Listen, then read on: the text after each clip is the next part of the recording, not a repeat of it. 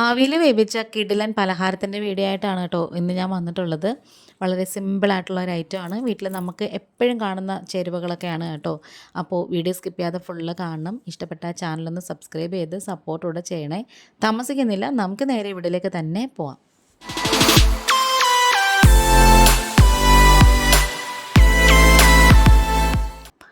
ഈ ഒരു പലഹാരം ഉണ്ടാക്കാനായിട്ട് ഞാനിത് ക്ലീൻ ആയിട്ടുള്ളൊരു പാത്രം എടുത്തിട്ടുണ്ട്. അതിലേക്ക് 1.5 കപ്പ് റവയാണ് ചേർത്തിട്ടുള്ളത്. റവ വറുത്തതോ വറുക്കാത്തതോ ഏതായാലും കുഴപ്പമില്ല. ഇനി ഇതിലേക്ക് നമുക്ക് ഒരു 3 ടേബിൾ സ്പൂണ് പഞ്ചസാര ചേർത്ത് കൊടുക്കാമേ. പിന്നെ ആ ടേസ്റ്റൊക്കെ ഒന്ന് ബാലൻസ് ചെയ്യാൻ വേണ്ടിയിട്ട് വളരെ കുറച്ചൊരു നുള്ളു ഉപ്പും കൂടി ചേർത്ത് കൊടുക്കാം. അത് നന്നായിട്ടൊന്ന് മിക്സ് ചെയ്ത് യോജിപ്പിച്ചതിന് ശേഷം നമുക്കിതിലേക്ക് പാലാണ് കേട്ടോ ചേർത്ത് കൊടുക്കേണ്ടത്. ഏകദേശം 1.5 കപ്പോളം തന്നെ ഇളം ചൂടുള്ള പാലാണ് കേട്ടോ ചേർത്ത് കൊടുക്കുന്നത്.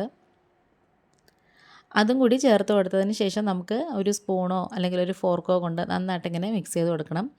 ഇപ്പം നിങ്ങൾക്ക് തോന്നും ഇത് ഭയങ്കര ലൂസായിട്ട് പോയി, ബാറ്റർ ഭയങ്കര ലൂസാണല്ലോ എന്ന്.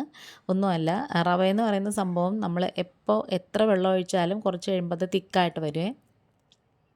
ഇനി നമുക്കിതൊരു 10 മിനിറ്റ് അടച്ച് മാറ്റി വെച്ചേക്കാമേ.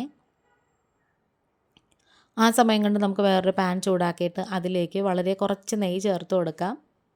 അതിലേക്ക് കുറച്ച് ഗ്രേപ്സ് ഇട്ട് ചെറുതായിട്ടൊന്ന് മൊരിയിച്ചെടുക്കണേ.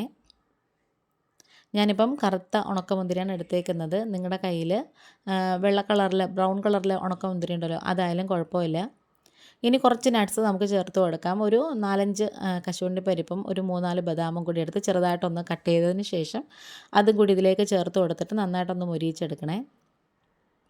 ഇനി നമുക്ക് ഒരു കുഞ്ഞ് തേങ്ങയുടെ അരമുറി തേങ്ങ എടുത്തിട്ടുണ്ട്, അതും കൂടി ഇതിലേക്ക് ഇട്ട് കൊടുക്കാം. പിന്നെ നമ്മുടെ ഒരു കൈയുടെ ഒരു അരക്കൈ അവലും കൂടി ചേർത്ത് കൊടുക്കാം. അവൽ ഓപ്ഷണലാണ്, വേണമെങ്കിൽ ചേർത്താൽ മതി. പക്ഷേ അവലും കൂടി നമ്മൾ ചേർക്കുമ്പോൾ നല്ലൊരു ടേസ്റ്റ് കിട്ടും. ഇനി ഒരു ഏത്തപ്പഴം നന്നായിട്ട് പഴുത്തതുണ്ടായിരുന്നു, അതും കൂടി ഇതിലേക്ക് ചേർത്ത് കൊടുക്കുവാണേ. ഇനി ഇതെല്ലാം കൂടി തന്നെ നന്നായിട്ട് ഇങ്ങനെ മിക്സ് ചെയ്ത് യോജിപ്പിച്ചെടുക്കണം. ഇനി നമുക്ക് മധുരത്തിന് ആവശ്യമുള്ള ശർക്കരയാണ് ചേർത്ത് കൊടുക്കുന്നത്. ഇതിപ്പം ഒട്ടും തന്നെ അഴുക്കില്ലാത്ത ശർക്കരയാണ്, പൊടി ശർക്കരയാണ്. അതുകൊണ്ടാണ് കേട്ടോ ഞാനത് ഡയറക്റ്റായിട്ട് ചേർത്ത് കൊടുത്തത്. ഇതിലേക്ക് ഒരു 2 ടേബിൾ സ്പൂൺ വെള്ളവും കൂടി ഒഴിച്ചു കൊടുക്കാം. നിങ്ങളുടെ കയ്യിലിരിക്കുന്ന ശർക്കര മറ്റേ ഉണ്ട ശർക്കരയാണെങ്കിൽ അതൊന്ന് കുത്തിപ്പൊടിച്ചതിന് ശേഷം ഉരുക്കിയിട്ട് അരിച്ചൊഴിച്ചു കൊടുക്കണേ. ഇനി ഒരു 3-4 ഏലക്കയും കൂടി ഒന്ന് പിച്ചിക്കറി ഇതിലേക്ക് അങ്ങ് ഇട്ട് കൊടുക്കാം. ഏലക്ക പൊടി ഉണ്ടെങ്കിൽ അത് ചേർത്താലും മതി. ഇപ്പോൾ ഇത് കുറച്ച് ലൂസായതുപോലെ തോന്നും, പക്ഷെ നമ്മളിത് മിക്സ് ചെയ്ത് എടുക്കുമ്പോഴത്തേക്കും കുറച്ച് കഴിയുമ്പോൾ നന്നായിട്ട് കട്ടിയായിട്ട് വന്നോളേ. പിന്നെ ടേസ്റ്റ് എൻഹാൻസ് ചെയ്യാൻ വേണ്ടിയിട്ട് ഒരു ഇച്ചിരി നെയ്യും കൂടി ചേർത്ത് കൊടുക്കുവാണേ. ഇപ്പോൾ നേരത്തെ ഉണ്ടായതിനേക്കാളും കുറച്ചും കൂടി കട്ടിയായിട്ട് വന്നിട്ടുണ്ട്. പഴമൊക്കെ നന്നായിട്ട് വെന്തിട്ടുണ്ട്, അതുപോലെ തന്നെ അവലും നന്നായിട്ട് കുതിർന്ന് വന്നിട്ടുണ്ട്. ഇതെല്ലാം കൂടി മിക്സ് ചെയ്ത് യോജിപ്പിച്ച് ഒന്നിങ്ങനെ തട്ടിപ്പൊത്തി അങ്ങ് മാറ്റി വെച്ചേക്കാമേ. ഇപ്പം ഞാൻ ഗ്യാസ് ഓഫാക്കി വെച്ചിട്ടുണ്ട്. അപ്പം നമ്മൾ നേരത്തെ കുതിർക്കാനായിട്ട് വെച്ചിട്ടുള്ളായിരുന്ന റവയൊക്കെ നന്നായിട്ടിങ്ങനെ കുതിർന്ന് വന്നിട്ടുണ്ട്, കുറച്ചിങ്ങനെ കട്ടിയായിട്ട് വന്നിട്ടുണ്ട്. അപ്പോൾ ഈ ഒരു ബാറ്റർ പോരാ, നമുക്കൊരു ഇച്ചിരി ലൂസായൊരു പരുവാണ് വേണ്ടത്. അതുകൊണ്ട് തന്നെ നമുക്കിതിലേക്ക് കുറച്ച് വെള്ളം ഒഴിച്ചു കൊടുക്കാനുണ്ട്. അതിന് മുമ്പ് ഒരു 1/4 ടീസ്പൂണ് ബേക്കിംഗ് സോഡയില്ലേ, അതും കൂടി ചേർത്ത് കൊടുത്തിട്ട് കുറച്ച് വെള്ളം കൂടി ഒഴിച്ചു കൊടുക്കാം. ഒരു 1-1.5 ടേബിൾ സ്പൂണൊക്കെ ഒഴിച്ചു കൊടുത്താൽ മതിയേ. ഇനി നന്നായിട്ടിങ്ങനെ ഒന്ന് ഇളക്കി കൊടുക്കണം. ആ ബേക്കിംഗ് സോഡയൊക്കെ നന്നായിട്ട് ഈ ഒരു ബാറ്ററിലേക്ക് നന്നായിട്ട് മിക്സ് ചെയ്ത് യോജിപ്പിച്ചെടുക്കണം. നിങ്ങൾക്ക് വേണമെങ്കിൽ പ്ലേറ്റ് വേണമെങ്കിൽ എടുക്കാം. ഞാനിപ്പം ഇതുപോലെ ഒരു കുഞ്ഞ് കേക്ക് ടിന്നാണ് കേട്ടോ എടുത്തേക്കുന്നത്. ഇതൊരു 7 ഇഞ്ചിൻ്റെ കേക്ക് ടിന്നാണ്. അതിലേക്ക് നമ്മൾ കുറച്ച് നെയ്യ് ഒന്ന് തടവിയതിന് ശേഷം നമ്മൾ എടുത്തു വെച്ച ബാറ്ററിൻ്റെ ഒരു പകുതിയോളം ഇതിലേക്ക് അങ്ങ് ഒഴിച്ചു കൊടുക്കാമേ. എന്നിട്ട് നന്നായിട്ട് എല്ലാ സ്ഥലത്തും ഒന്ന് സ്പ്രെഡായി കൊടുക്കണം. നമ്മൾ നേരത്തെ ഉണ്ടാക്കി വെച്ചിട്ടുള്ള കൂട്ടുണ്ടായല്ലോ, ആ മധുരക്കൂട്ടുണ്ടല്ലോ, അത് ഇതിൻ്റെ മുകളിലേക്ക് മൊത്തം ഇട്ട് കൊടുക്കാമേ. അടിപൊളി ടേസ്റ്റുള്ളൊരു പലഹാരമാണ് കേട്ടോ. നമ്മുടെ വീട്ടിലെ ഗസ്റ്റൊക്കെ വരുമ്പം നമുക്ക് ചെയ്ത് കൊടുക്കാൻ പറ്റിയൊരു കിഡിലൻ സംഭവമാണ്. എന്നിട്ട് അതിൻ്റെ മുകളിലേക്ക് ബാക്കിയുള്ള ആ റവയുടെ ബാറ്ററും കൂടി ഒഴിച്ചു കൊടുക്കാമേ.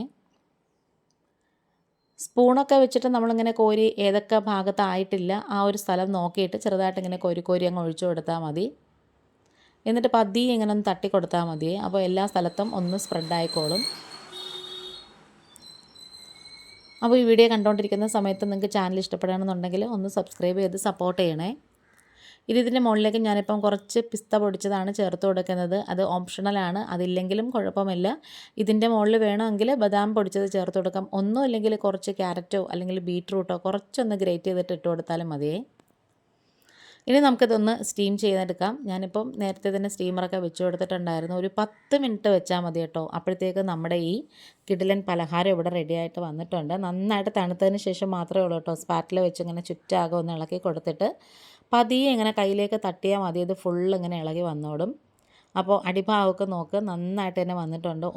ഒട്ടും ഒലിച്ചൊന്നും പുറത്തോട്ടൊന്നും പോയിട്ടില്ല. ഇനി ഒന്ന് തണുത്തതിന് ശേഷം നമുക്കിത് കട്ട് ചെയ്തെടുക്കാം. അടിപൊളി ടേസ്റ്റാണ് കേട്ടോ, നല്ല ടേസ്റ്റാണ്. നന്നായിട്ട് സോഫ്റ്റായിട്ടിരിക്കുവാണ് നമ്മൾ ബേക്കിംഗ് സോഡയൊക്കെ ചേർത്തുകൊണ്ട് തന്നെ. അപ്പോൾ നമ്മുടെ വീഡിയോ വൈൻഡപ്പ് ചെയ്യാറായി. ഇനി നമുക്കിത് കട്ട് ചെയ്തിട്ട് കഴിക്കാമേ. ഈ ഒരു പലഹാരം കട്ട് ചെയ്യുമ്പോൾ തന്നെ നിങ്ങൾക്ക് മനസ്സിലാവും അത് എത്രത്തോളം സോഫ്റ്റ് ആണെന്നുള്ള കാര്യം.